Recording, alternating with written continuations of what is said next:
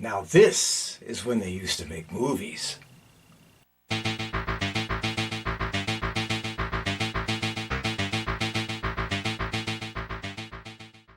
Okay, everybody, today we're going all the way back to 1977 to look at a little terrorist espionage drama action thriller from the glory days of movie making. We are talking about Black Sunday. But before we go any further, before we dig into this anymore, once and again, and as always, this time to a very long trailer.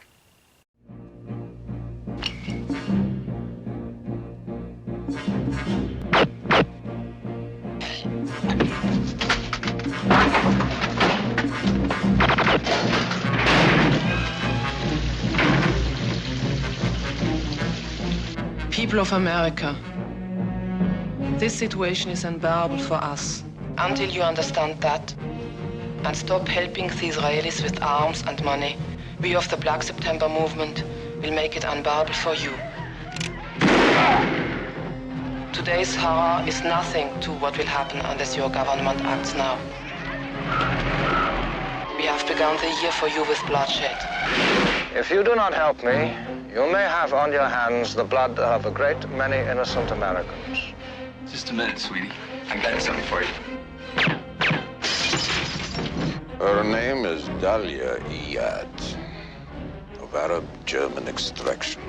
Black September joined in 1973. Here is her face. Look at it. You know, for 30 years I have been killing and murdering. What have I achieved?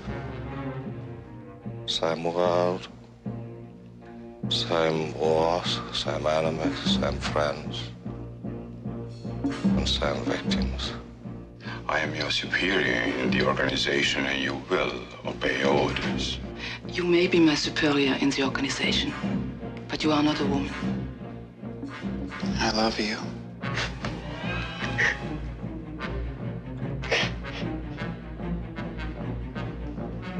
We found Dahlia Iyad. You sure?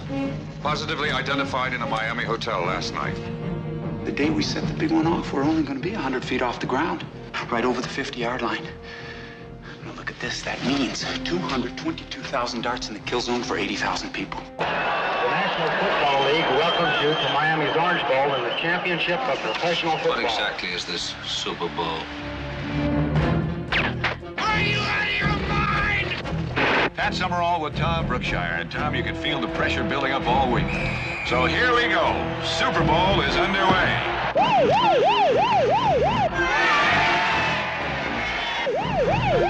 By God, here it comes.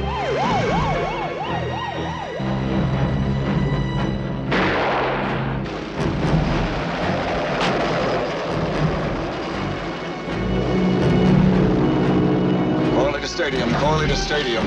Signal red alert. Get the president out of the stadium.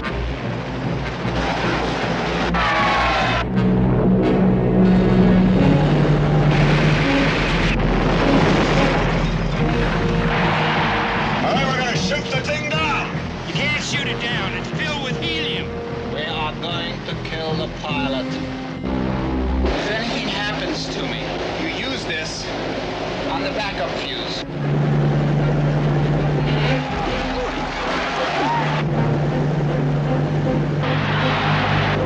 It's going right into the stadium.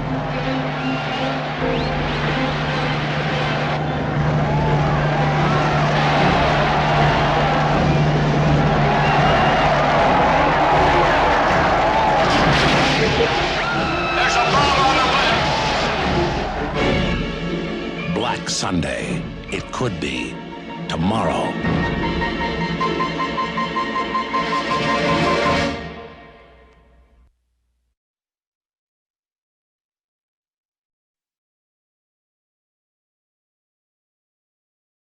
Okay, this motion picture was directed by John Frankenheimer. Okay, he doesn't have the name like Spielberg and all that, but if you're around the time, you know he did some great stuff. We're talking about The Iceman Cometh. We're talking about Prophecy, which you know I've reviewed, and The Horseman, and I Walked the Line, and 52 Pickup, and The Fourth War, and Dead Bang, and Ronin, and The Manchurian Candidate, and The Birdman of Alcatraz, and all fall down. So, he's done some stuff you are going to remember, at least you should remember. Enough said.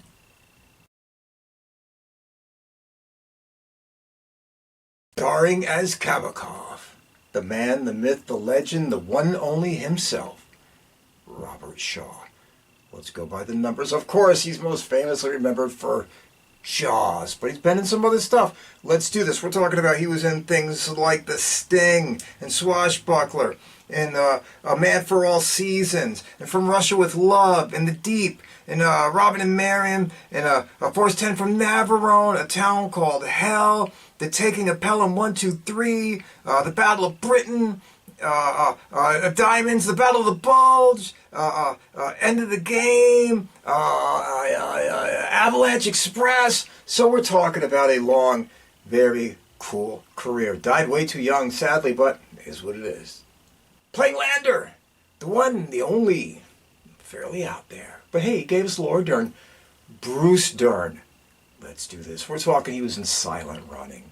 We're talking about he has been in other things like The Wild Angels and The War Wagon and Will Penny and Hang 'em High and They Shoot Horses, Don't They? And Posse and The Great Gatsby and Tattoo, if anybody remembers that, and Coming Home and The Big Town and The Burbs, Monster, The Haunting, The Hateful Eight, Nebraska, Warning Shot, the Astronaut Farmer, I think, right? Yeah. Anyway, long career, big career, been around a long time. I think he's damn near 90 now, isn't he? I mean, he's got to be up there. Whatever, let's keep going. Playing Sam Corley, the one, the only, Fritz Weaver. Come on, you guys got to remember Fritz Weaver. Let's do this and go by the numbers. Using little things like, The Marathon Man, and Creep Show, and Day of the Dolphin, and Demon Seed, come on, and The Big Fix, and Power, and TV like crazy. He was on everything from Frasier to Cannon, that was it, yeah, and Mannix, and Mission Impossible, and Rawhide, and the FBI, and Ironside, and Kung Fu, and Barnaby Jones. So, the guy was around. If you are of my age, you've seen Fritz Weaver. Nobody remembers his name. The mainstream doesn't give a shit. But as soon as you see his face, everybody around my age goes, oh yeah, him! And playing Dahlia, Marthe Keller. I hope I said it right. It is what it is. Anyway, she was in other stuff. She was in The Marathon Man.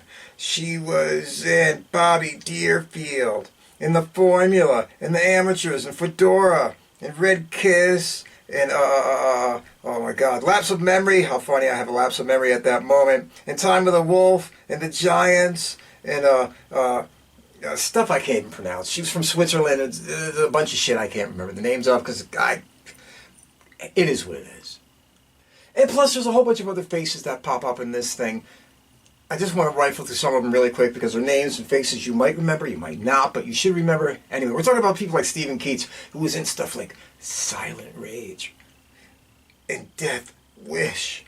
And Michael Gazzo, of course, Godfather 2, and King of the Gypsies, and William Daniels, come on, St. Elsewhere, Boy Meets World. He was the voice of Kit, for Christ's sake, on Knight Rider. And Victor Campos, we're talking about Scarface and Juice. Clyde, Kusatsu, and he was in Midway and Rising Sun. Come on. So they're all faces that are going to pop up and you'll be like, okay, I remember them, kind of. I've seen them around. I mean, Stephen Keats, come on. You got to remember him, for Christ's sake. He was in some cool shit back in the day. All right, everybody, I'm going to do this in 90 seconds or less so I can keep it short, keep it fast, keep it entertaining, keep it moving, so we can get to it. Much rather be the summation. And for the love of God, let's face it, the trailer was incredibly long, so this is kind of beating a dead horse, if you know what I mean. But let's run through the numbers. We're talking, the movie starts out, there's this woman, Dahlia, and she's meeting these guys, and you find out, they're all terrorists, and they're about to plan some crazy shit. So she's telling them how she got, in tight with this guy who used to be a Vietnam vet who was actually held prisoner of war, and he's got this plot to do some serious damage to a large number of people. Anyway, that night she makes a tape saying this is what we're going to do. One of those tapes that terrorists put out to scare the shit out of people, all that kind of stuff. Anyway, right after that, one Robert Shaw and his boys, who are a bunch of commandos, came in and raided the place. They killed everybody, but Robert Shaw, who found her naked in the shower, decided not to pull the trigger and let her live. Well, him and his boys take off. They report back to HQ. Yeah, we did this, we did that, but we found this tape. These guys are planning some serious shit. They're going to do some crazy shit, and I let the chick go. How could I screw this up? It is what it is. Next thing you know, you see Dahlia, and she's going back and meeting, one Bruce Dern, Lander, whatever the hell you want to call him, whatever. Anyway, you find out this guy is fucking crazy. He is as begged he is, whatever, he's nuts. He's out there. I mean, he's got a lot going on. You find out that he has to go see a doctor who talks to him. He's filled with rage. He's filled with anger. His wife left him, took the kids, screwed this guy that was going to be a counselor while he was prisoner of war. All this crazy shit is taken loose. And you'll also find out that he is a blimp pilot, and he pilots the Goodyear blimp around football games. How cool of a gig is that? Anyway, she tells him that she got the explosives, or they're going to be delivered, and everything is going to be fine. They're going to be able to pull off their master plan to do some crazy shit, which you find out very quickly is that they're going to put this thing on the bottom of the cockpit of a blimp. It kind of looks like a boat, and it's filled with like darts and screws and all kinds of shit, and a bunch of explosive explosives, and they're going to fly into the Super Bowl, and they're going to set this thing off, and all these things are going to rain down and kill 80,000 people at once. Crazy plot, is what it is. Let's keep moving. Well, they go out, they get the explosives, they outrun some people. Robert Shaw and his boys show up, and they want to interrogate the boat captain that gave them the explosives. As it goes. As he's interrogating the guy, the phone goes off and blows his head clean off. Holy shit, crazy shit happened. See, there was explosives put into the captain's phone. And if he ever tried to rat them out, he was going to get his head blown off. And he got his head blown off. And, well, Robert Shaw lives, but now he's just about had it. He's saying to himself, I have seen and done everything. I've been in this business for years. I've killed untold amounts of people. I've lost my wife and my kids, and all kinds of shit has happened. I'm tired of this. I should have seen that coming. I don't want to do this no more. I don't want to really be part of this anymore. I've lost my edge. It's time to go. But his friend, his partner, Stephen Keats, says, no man, you're still in the game. We've got to do what it is. And then moments later, he gets killed by Dahlia herself. Woo-woo! That sends Robert Shaw off on a rampage. He's going to get this son of a bitch no matter what. So he's out there looking for her. Before you know it, Dahlia's people in the headquarters of whatever group she's part of, Black Sunday actually, well, you know what I mean. They tell her the plan is off, this is getting crazy, we can't do this, blah, blah, blah. She says, no, I'm going to go ahead with it anyway. We're going to do this. The blimp pilot, Bruce Dern, loses his job because he's kind of a lunatic, and he's falling apart, saying the plan is off. She's like, no, the plan is going ahead. No matter what you say, no matter what you do, we're doing it. The guy that took his job, well, they kind of bump him off. And from there, I'm not going to tell you anymore because that would really give away the end of this motion picture. So, you get the idea. It's an espionage thriller, kind of like an action thriller, kind of like a Tom Clancy flick. You get the idea. We're rolling. Let's get to the summation.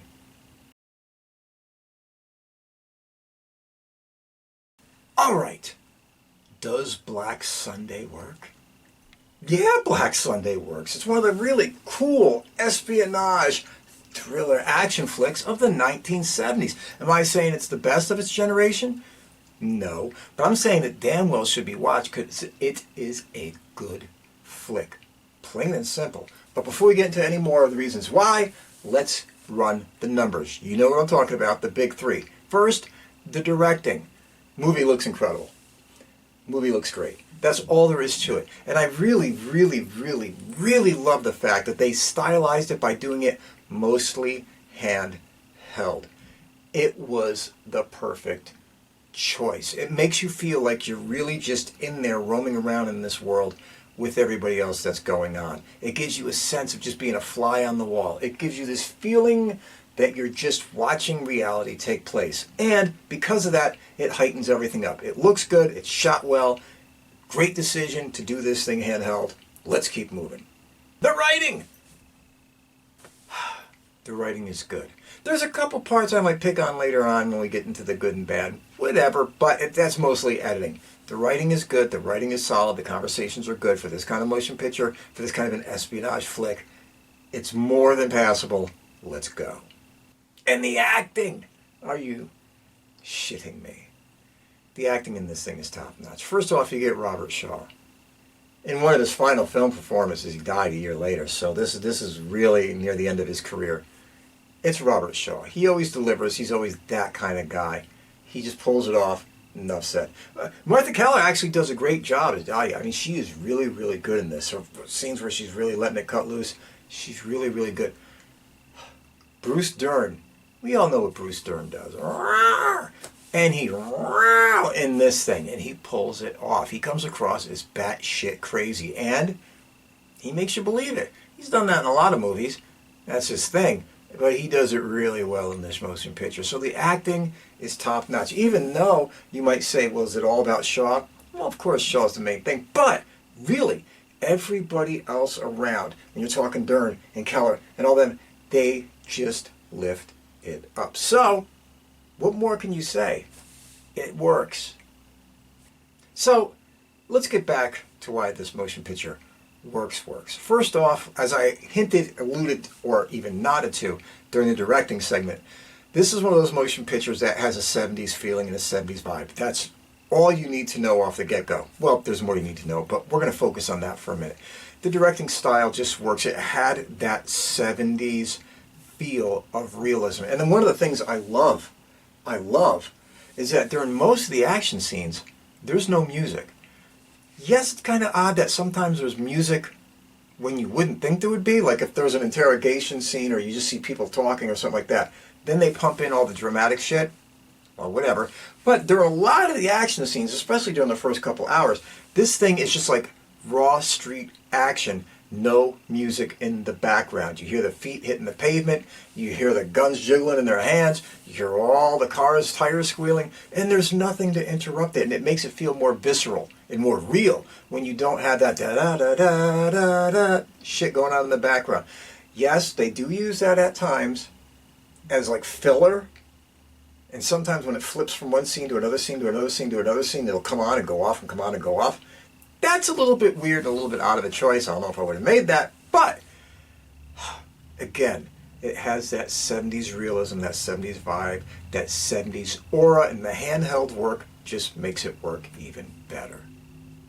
Also, you have 70s pacing. You got Godfather, Dog Day Afternoon type pacing. This is a long flick. There's no other way around it. This movie takes time. It's like almost 2.5 hours. It's not a fast movie. But you just get enough intrigue and thought-provoking shit. Wow. You would thought you'd see that in a movie. Well, you definitely don't see it these days. But enough thought-provoking shit where it's just like action, dialogue, build-up, suspense, some action, a good amount of time doing dialogue, build-up, suspense, filling in the plot, finding out the motivation of the characters, which, by the way, comes up in both cases. You see the reason Dahlia is the way she is. You hear her background story, you hear how screwed up and messed up her entire life was and all this other kind of bullshit, and you sit there and you say to yourself, oh, okay, I might not agree with this chick, but I can see what kind of led her down this road. She's got some serious shit that happened to her. And the Bruce Dern character, too. He's that way. The guy's just obviously a fucking lunatic, and you can never agree with anything he's thinking or doing by any stretch of the imagination. But they take the moment, especially later in the movie, when he has the breakdown in front of her, and she picks him up and says, I need you, and that makes him rise up, where he is breaking down and saying, I just want to be remembered. I mean, twisted shit, but that's his logic. And he's saying all these kind of things, and she's like, oh my God, instead of yelling at you anymore, I'm going to prop you up, and we're going to go off to do something completely evil together. Is what it is, but, you know, at least they give you some kind of a mentality of what the hell is going on in this person's head.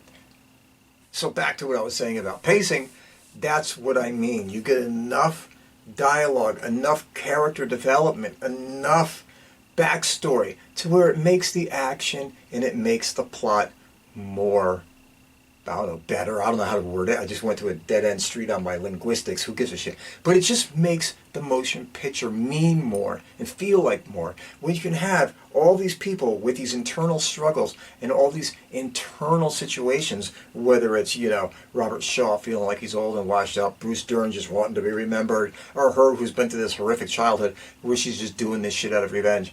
You get enough of the characters' stories to make the movie mean something. So that's what I mean. The pacing gives you that. with the action and all that kind of stuff. Whatever. And let's face it too, if there's ever times when some people might think this movie can kind of drag just a little, and moments it might feel that way, just a tinge, the last 45 minutes of this thing, when it kicks off into the whole Super Bowl drama, is just riveting. It really is. You are locked into your seat watching the whole finale of this motion picture. The third act just keeps your shit glued to the seat, and you are biting nails and watching it. And you are totally sucked in, partially by the story, partially by the characters, partially by the action, but also completely by the fact that this was all shot on location during a real football game. And you see the real people. You see the real Pittsburgh Steelers. You see the real Dallas Cowboys. You see, what's his name, Pat Summerall, where the guy was, whoever did what the hell he did with the football. I wasn't a big football fan, so it doesn't make a difference. But you see all of them. And it adds to the credibility of what you're believing. When you see Robert Shaw running through that game, and you're running along the sidelines of the game, looking around with his binoculars, it's so real because it was a real goddamn game. And they just had all the cameras out there filming it. You're not going to notice the cameras much because you're going to think they're part of the TV movie and shit, but it's all in there. And it makes this movie even better because they did that. I'm telling you, the last 45 minutes of this thing are just smoking. They're great. So, that realism I was talking to you about earlier, that feel, that guttural feel, all that kind of stuff, it just goes to a higher place. Now, of course, every motion picture has good and has bad. Is there any negatives in this motion picture? Well, there's a few. Let's get the bullshit out of the way. First off, whether it's Stephen Keats or even to a bit Robert Shaw, the accents in this motion picture are just not cutting it. Let's face reality. I don't ever one time believe these are a bunch of really Israeli commandos. I mean, I maybe I've seen them in too many other movies. Maybe the accents just suck a little bit too much. I don't know. I don't think the accents work that great, but it's a small thing. What the hell are you going to do? And then there's the greatest sin in this motion picture that they did. I don't understand why they did it. I don't know what they were thinking about when they did it, but it was almost unforgivable. There's the scene when Bruce Dern and Keller, they're sitting there and they're outrunning the patrol boats, the Coast Guard, as they're getting their bombs and shit, whatever. And they're going on this chase. And they so clearly speed up the film. It's almost jarring. You're in this motion picture that feels so realistic and so down to earth. And all of a sudden you're like, what the frig is going on? Everything's moving 3 times speed to be more dramatic. And it almost looks like it came out of a Benny Hill skit. So I don't know what they were thinking in the editing room when they did whatever they did to that 4-minute segment of this motion picture. But there's like a good 45 seconds of that 4-minute segment where you're just like, no, you shouldn't have done that. You shouldn't have done that. There was no need to do that. It was stupid. I've actually thought about taking my copy of the movie and taking those segments and just slowing them down to normal speed so it doesn't screw me up the next time I watch the movie. Thankfully, there's no music in the background, so there's nothing to worry about. And you could actually fix it. But it was one of those things where you're just like, why? Also, like I said, there's some moments where the soundtrack kind of pops in and pops out, especially when they're going back and forth from one scene to another, where there's chase and action, then it goes to a boardroom or something, and there's just music, da-da-da-da-da-da. And you're like, okay, it's on and off like a light switch. It's kind of weird. I mean, it's John Williams music, so this shit's good, but you're just like, I don't know if I would have went that far with it. I just would have left it out and kept it more straight, but that's just me. And also, there are a few moments when you will see Robert Shaw or whoever finishing up with a line, and then it'll just cut, and you'll be like, that's a weird line to end it on. At least it kind of felt that way for me. It was kind of like there was nothing dramatic happen. It'll be like, well, that's a good thing. Cut. And it'll always cut to something that says, Berlin, 2 o'clock. Or actually, that Berlin's not in this. But you get the idea. There's Los Angeles, 3:30.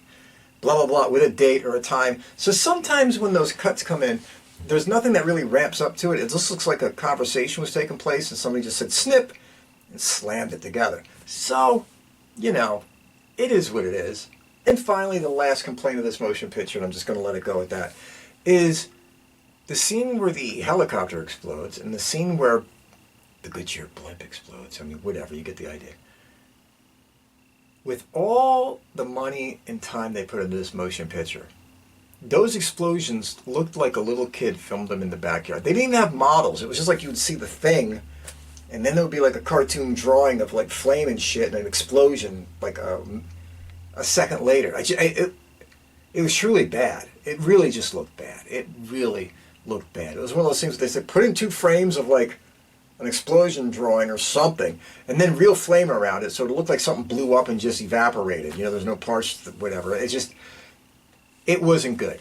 And I'm like, how could you get that close to the finish line and then say to yourself, that looks, no, I don't know. It was a flaw. It was a mistake. I know that they had some kind of a contract in there where they couldn't actually blow up anything that said Goodyear on it because Goodyear wouldn't let them do it. They're like, you can have the blimp, but you're not going to, see our name burned up in front of people. Some weird shit like that. But regardless, it wasn't the best look when those 2 things happened. So, it is what it is. Anyway, everybody, if you get out there, get yourself an afternoon or a night where you can watch Black Sunday. This is really a throwback to 70s filmmaking. It is what the 70s was about. It was about that grit, that realism. The people in it were not superheroes. They were average men with average weaknesses. They didn't walk into a room and just take out 20 guys with their bare hands like you seen in the 80s. None of that kind of shit. No John Wick, John Rambo, none of that kind of stuff at all. It was just a bunch of people being kind of real.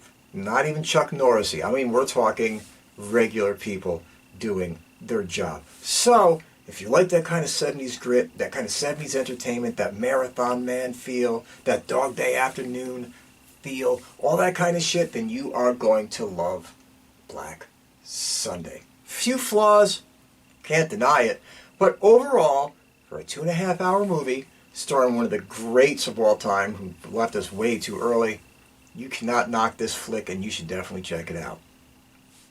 Alright everybody, be good. Take care. Stay out of trouble. Be kind to a stranger. Be there for a friend. But most of all, never, and I mean ever, take any bullshit from anybody. See you soon.